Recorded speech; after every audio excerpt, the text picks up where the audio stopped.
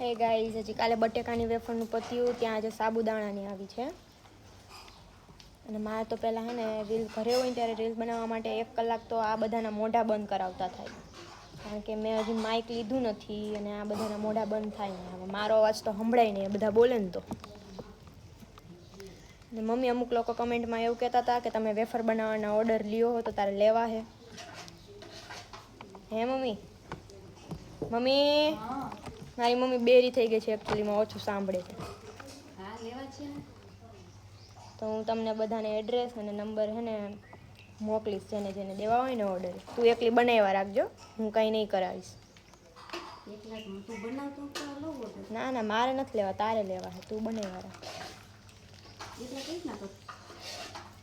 એ તો તને ખબર. તારે રોકાવું પડે વેકેશનમાં. હું તો જવાની હું હમણાં જ, કાલ પરમ દી.